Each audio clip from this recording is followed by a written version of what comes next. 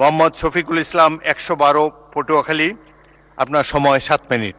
সময়ের মধ্যে ৭ মিনিটের মধ্যে অনুগ্রহ করে শেষ করবেন। মাননীয় স্পিকার, আপনাকে ধন্যবাদ। একটা গল্প দিয়ে একটু শুরু করতে চাই মাননীয় স্পিকার। ছোট্ট গল্পটি হচ্ছে, রাজা তার উজিরকে বলে দিয়েছিল সকাল থেকে এটা কাজ করবা, এই কাজগুলো করবা। উজির বলেছিল যে আমাকে যে কাজগুলো বলেন কোনটা কখন গুরুত্বপূর্ণ কোনটা ছুটে যায় তার চেয়ে আপনি আমাকে একটা তালিকা করে দিলে ভালো হয়। একটা তালিকাও করে দিয়েছিল। তালিকা দেখে দেখে সে কাজ শুরুই করেছিল।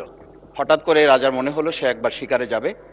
ঘোড়ার পেটে উঠে যখন রেকাবে পা ঢুকিয়েছে, রেকাবে পা ঢুকালে পা আটকে গিয়েছিল। পাটা যখন ছুটাতে পারছিল না তখন সে উজিরকে বারবার ডাকছিল, আমার পাটা এখান থেকে বের করে দাও। পাটা বের করতে যাচ্ছিল না উজির, কারণ উজির বারবার খুঁজছিল যে তালিকাটা করে দেওয়া হয়েছিল সেই তালিকার মধ্যে পা আটকে গেলে ওটা বের করে দেওয়ার বিধান ওখানে আছে কিনা। শেষ পর্যন্ত রাজার পা আর ওখান থেকে বের করা যায় নাই এবং রাজাকে মুক্ত করা সম্ভব হয় নাই বলে আমরা গল্পে জেনেছি। ঠিক আমার কাছে আজকে সংসদ এরকম একটা গল্পের মতো মনে হয়। আমরা জুলাই সনদে যখন আমাদের 4 বছরের সন্তানরা জীবন দিয়েছে, আমরা যখন দেখেছি বিগত 17 বছর উন্নয়নের কথা বলে আমাদের নির্বাচনকে ভুলে দেওয়া হয়েছিল, আবার বিগত 1.5 বছর আমরা লক্ষ্য করলাম যে সে সময় আমরা কেউ কেউ নির্বাচন এবং নির্বাচন বলে বলে আমরা আমাদের মাথা থেকে বিচার এবং সংস্কারটাই ভুলে দিয়েছিলাম। আবার এখন এসে আমরা দেখলাম যে আমাদের নখের কালি শুকাতে না শুকাতেই উন্নয়নের কথা বলে আমরা আবার জুলাই সনদটাকেই ভুলে দিতে বসেছি। আমি খুবই বিব্রত হই যে আমাদের সন্তানেরা রাস্তায় দাঁড়িয়ে সেদিন কি প্ল্যাকার্ডে এটা লিখেছিল যে আমরা একটা ফ্যামিলি কার্ডের জন্য আজকে রাস্তায় দাঁড়িয়েছি। সেদিন তারা দাঁড়িয়েছিল, মাননীয় স্পিকার, সেদিন তারা দাঁড়িয়েছিল, লেখা ছিল রাস্তাগুলোতে আমাদের সন্তানেরা বুকে গুলিবিদ্ধ হয়ে পা হারিয়ে চোখ হারিয়ে দাঁড়িয়ে রাস্তা ব্যারিকেড দিয়ে লেখা ছিল রাস্তা সংস্কারের কাজ না, রাষ্ট্র সংস্কারের কাজ চলছে। আমরা যেন সংস্কারের কথাটা মাথায় নিতে পারছি না। আমরা সংস্কারের পরিবর্তে এখন আমরা সংশোধনের দিকে যাচ্ছি। আমরা তো এই সংশোধনীর জন্য আমাদের ছেলেরা, আমাদের তরুণ যুবকরা, আমাদের জনতারা কাজ করে নাই। আমি একটা কথা পরিষ্কার বলি, অ্যামেন্ডমেন্টের জন্য তো শেখ হাসিনাও সেদিন অফার করেছিল 24 ঘন্টা দরজা খোলা আছে, তোমরা সংশোধনের জন্য আসো। সেদিন এই ছাত্র জনতা সংশোধন মেনে নেয়নি, তারা সংস্কারের জন্য কথা বলতে চেয়েছিল। আজকে আমরা সংস্কারটা মাথায় নিতে পারছি না কেন? মাননীয় স্পিকার, আমি আর একটা কথা আপনাকে একটু স্মরণ করানোর জন্য বলছি। আমরা ছোট সময় আমি বাংলায় সাহিত্যে অনার্স করা, আজকে আমাকে আপনি স্নেহের সাথে মাসুদ বলে বলেছেন। আমার সংসদের নাম শফিকুল ইসলাম। এই মাসুদ নামটা যারা একেবারে খুব আমাকে স্নেহ করেন, আদর করেন, তারাই ডাকেন। আমি বাংলার সাথে আমাদের রাষ্ট্রবিজ্ঞানের ছিল, রাষ্ট্রবিজ্ঞানে আমরা ছোট একটা বাক্য পড়েছিলাম, নেসেসিটি নোস নো লস। আমরা এই নেসেসিটিটাকে আজকে একটা সংবিধানের ধারাবাহিকের মধ্যে আমরা আটকে ফেলেছি। আমরা লাইন খুঁজতেছি, আমরা দাড়ি কমা সেমিকোলন খুঁজতেছি।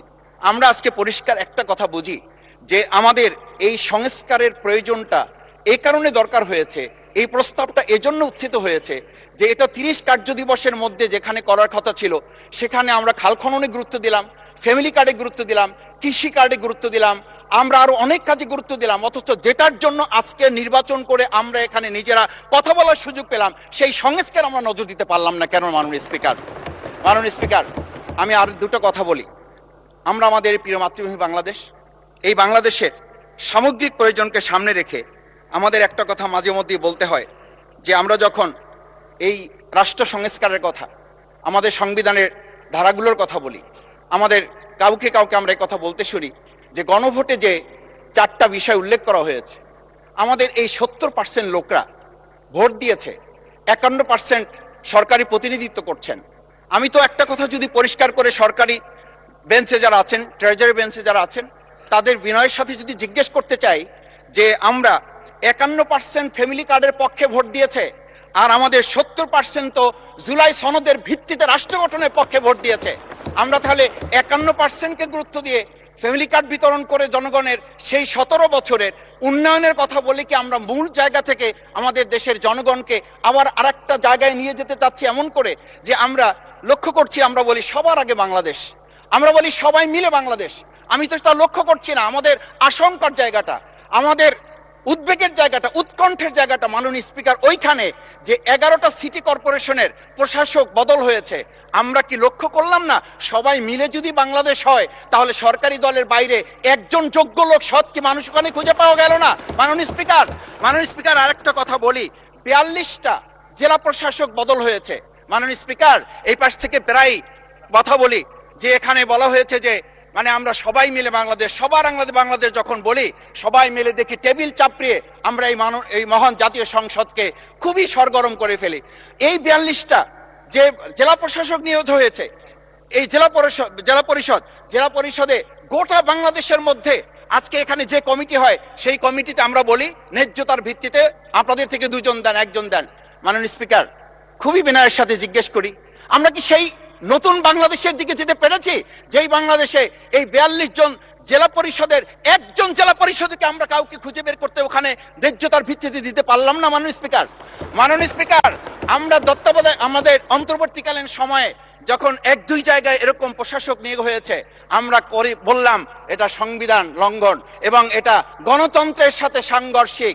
আজকে গণতন্ত্রের নির্বাচনের ভিত্তিতে আমরা যখন একটা সরকার পেলাম, সেই সরকারে স্থানীয় নির্বাচনের দিকে না গিয়ে যেখানে সরকারের প্রশাসক ছিল তাদেরকে তড়িঘড়ি করে বদল করে বিশ্ববিদ্যালয় গেলে থেকে শুরু করে নিজ দলীয় লোক গ্রহণ করে আমরা কি এটা বলতে পারি যে সবাই মিলে বাংলাদেশ এবং সবার আগে বাংলাদেশ আসলে এটা আমাদের দেশে আসছে?